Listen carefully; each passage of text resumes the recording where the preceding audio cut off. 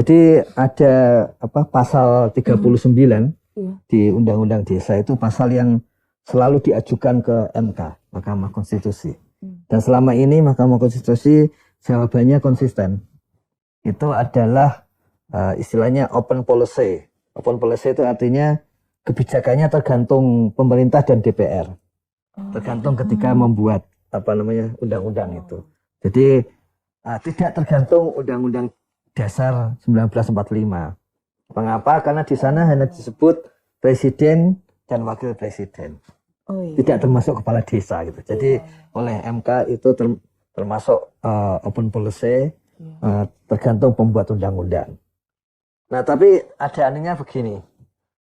Salah satu waktu perumusan itu yang diambil dari Kemendes ya, dari BPI itu. Sebetulnya yang kepala desa yang bisa menjabat sampai 3 periode itu hanya 8%. Nah, angka itu yang muncul dari kita ya, karena kita punya datanya. Jadi ternyata meskipun di undang-undang desa yang lama itu kepala desa menjabat sampai 3 periode, ternyata yang bisa menjabat sampai periode ketiga cuma 8%. Yang bisa menjabat periode pertama itu sampai 68%. Kalau di total periode pertama dan kedua itu 92%. Artinya kalau revisi undang-undang desa ini dari 3 jadi 2, itu sebetulnya menguntungkan 92% kepala desa.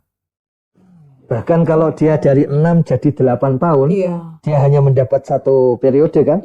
68% kepala desa diuntungkan. Karena ternyata di Indonesia itu yang sulit menjabat periode kedua. Bahkan hampir mustahil menjabat sampai periode ketiga. Jadi kita secara faktual kita menyadari bahwa para kades dan tim ya, termasuk BPD itu ya memang mereka lebih penting seperti itu.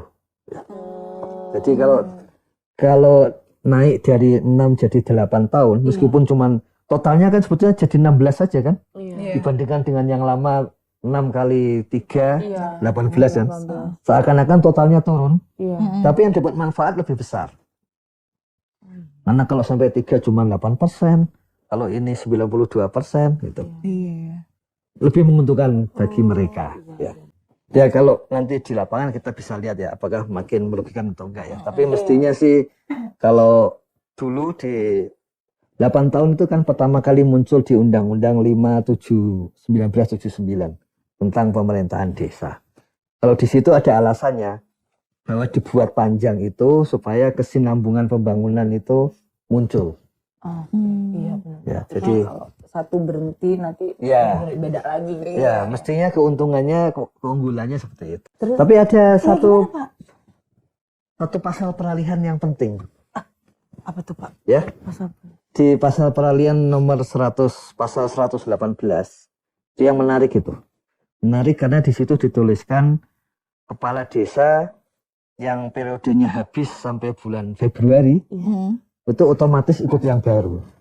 Jadi misalnya saya habis di tanggal 15 Februari. Kan 6 tahun. Saya masih dapat gratis tambahan 2 tahun. Nah, kenapa Februari? Rencananya waktu itu memang selesai diketok di Februari.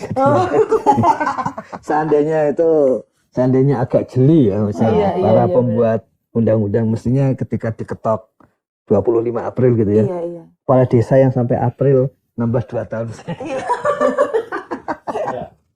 Nah, minggu lalu ini karena BPI mengelola WA Group para Kadis PMD. Minggu lalu itu sudah mulai masuk laporan bahwa di kabupaten-kabupaten sudah ada pelantikan baru. Pelantikan untuk nambah masa jabatan, perpanjangan jabatan.